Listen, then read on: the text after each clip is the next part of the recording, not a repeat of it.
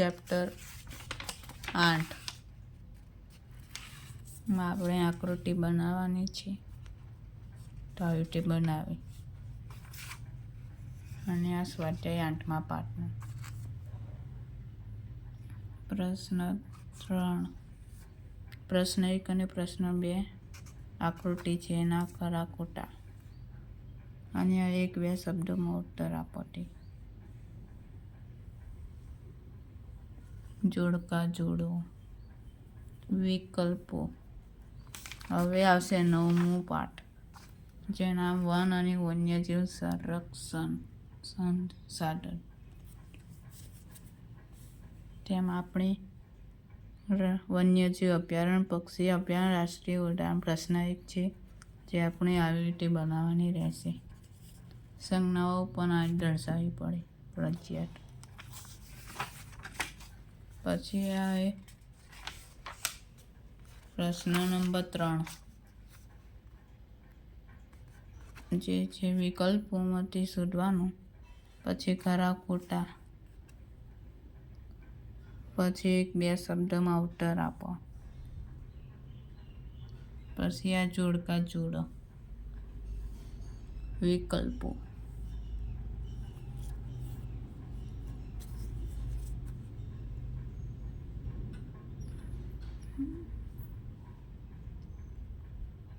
તો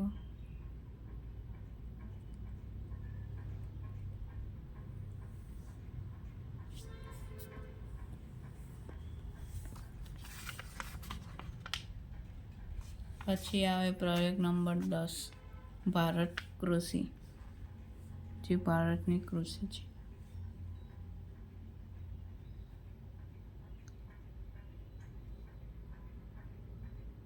પ્રશ્ન 1 છે સેમ જ પ્રશ્ન 2માં પણ આપણે આવું પ્રશ્ન 1 વાળું સેમ ભારતના જેવો ચા, ડાંગર, ઘઉં, બાજરી, જુવાર, કોફી, તમાકુ તે બધું દર્શાવ્યું. તે રીતે આપણે સંજ્ઞા લઈને દર્શાવી. જેમ કે મેં લીધી છે ઉદાહરણ તરીકે ડાંગરમાં ચોરસ, ઘઉંમાં ત્રિકોણ, બાજરીમાં જીરો, જુવારમાં લીટી એટલે કે આપણે લીટી, ચામાં ચામાં ચોકડી ખોટું, કોફીમાં કાળો ડોટ, પછી તમાકુમાં ટી.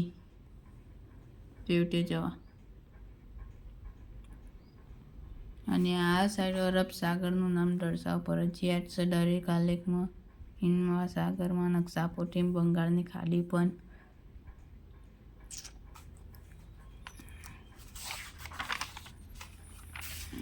અને આ છે પ્રશ્ન નંબર 3 જેમાં આપણે શેરડી, કપાસ, મકાઈ, મગફળી, તલ, નાળિયેર, એરંડા વગેરે દર્શાવવાના છે. મેં સંજ્ઞા સૂચિ આવી લીધી છે જોવા. શેરડી ત્રિકોણ, કપાસ જીરો એટલે કે વર્તુળ ગોળ, પછી મકાઈ ચોરસ, મગફળી લીટી, તલ આપણે ખોટું આવે તે નાળિયેર ડોટ, એરંડામાં ઊભી લીટી, પેલા મગફળી માડી લીટી, સનમાં આવું સિગ્મા ટાઈપ એન, અને અરબ સાગરનો ને. આ છે પ્રશ્ન 4 છે સેમ ટુ સેમ પ્રશ્ન 3ના જેવું જ છે.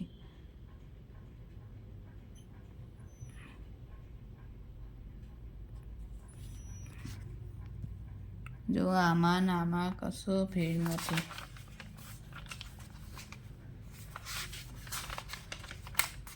પછી આવશે 11મું ભારત જળ સંસાધન. પ્રશ્ન 1માં આપણે નદી બંધ યોજના શોધવાની છે, જે આવે ગૂંચળામય ટાઈપ લાગશે. આપણે પેન્સિલથી દોરી શકાય ફરજિયાત છે, પરંતુ મેં બોલપેનથી બનાવી છે. સંજ્ઞા તો આપણા જોડે આપી છે ખાલી નદી. જેમ કે આપણે છે ને તાપી અને વલસાડ એકનથી આ તાપી નીકળી આટલો મહારાષ્ટ્ર એકન પક. જેમ કાઢીએ આપણે ગંગા નદી, જે આટલાથી લઈ આટલાથી આટલો દિવસ. આ પ્રશ્ન 2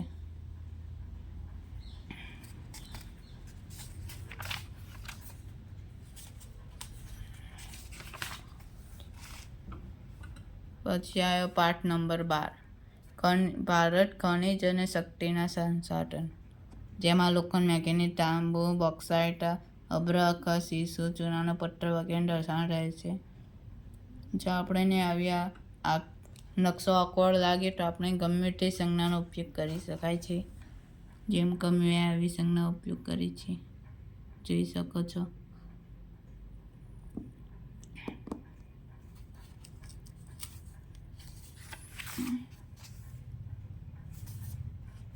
અને પ્રશ્ન નંબર 3માં કોલસો, લિગ્નાઇટ, કોલસો, ખનિજ તેલ, સૌર ઉર્જા, પવન ઉર્જા, બાયોગેસ, ભરતી ઉર્જા. આપણા ગુજરાતમાં મુખ્યત્વે બધું આવ્યું છે, સિવાય કોલસાના સિવાય. જે આવી આકૃતિ રહેશે અને મેં આવી સંજ્ઞાઓ લીધી છે.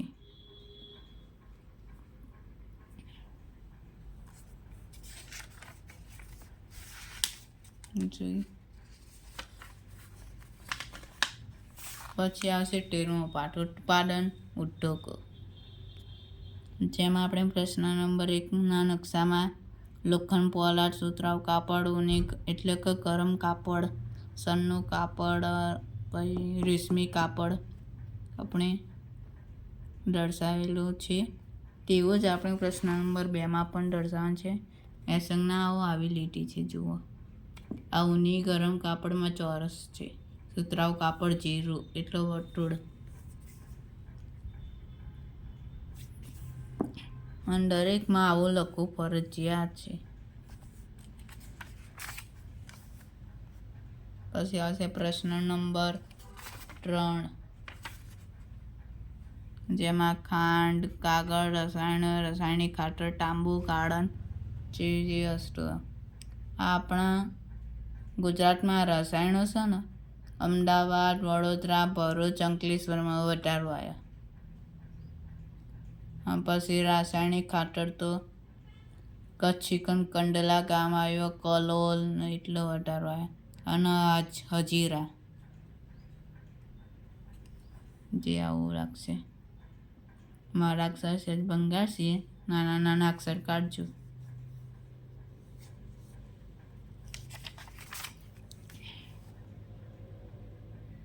પછી આવશે આમાં આપણે રેલવે એન્જિન કઈ જગ્યાએ બને, રેલવે ડબ્બા કઈ જગ્યાએ બને, જહાજ બાંધકામ કઈ જગ્યાએ, લડાઈ વિમાનો કઈ સાઈડ, ઇલેક્ટ્રોનિક ઉપકરણો કઈ સાઈડ, તેવું છે. પણ આપણા જહાજ બાંધકામ તો ભાવનગર રીકન થાય છે.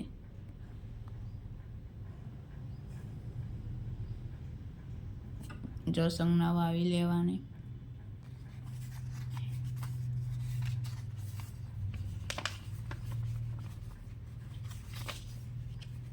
પછી આવશે આપણો 14મો પાઠ, પરિવહન, સંદેશા વ્યવહાર અને વ્યાપાર, જેમાં આપણે આવી રેલવે જે પટરીઓ જેવું બનાવવાનો છે ને, જેમ કે આવી જો આ રાયપુર આટલા છે અને આ છે વિશાખાપટ્ટનમ, તો રાયપુરથી વિશાખાપટ્ટનમ આમ, જેમ કે આ મુંબઈ છે, મુંબઈ સેન્ટ્રલ, ત્યાં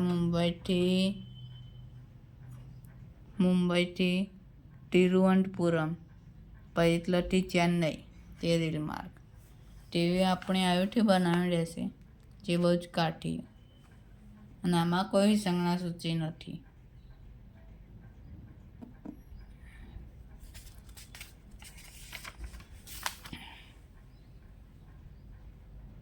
પછી આપણી રાષ્ટ્રીય જળમાર્ગ ભારતના, જેની કુલ લંબાઈ 4,427 કિલોમીટરના 15 રાજ્યોમાંથી થાય. પરીક્ષામાં પૂછાઈ શકે. જો આવી આકૃતિ રહેશે, અને આવા પુસ્તકો લખવાય તો લખવાનું, કોટ ના લખીએ ને તો એ સાહેબે કીધું ચાલો.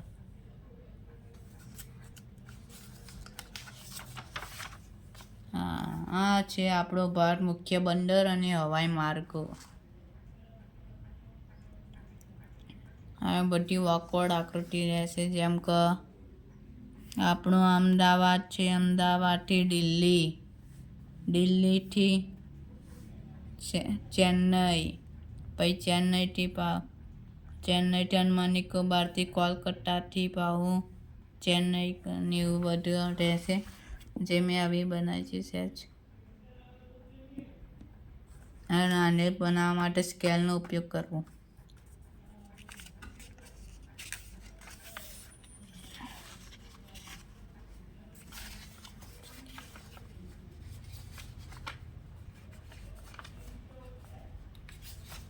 બસ આટલું જ છે. મળીએ નેક્સ્ટ વિડીયો.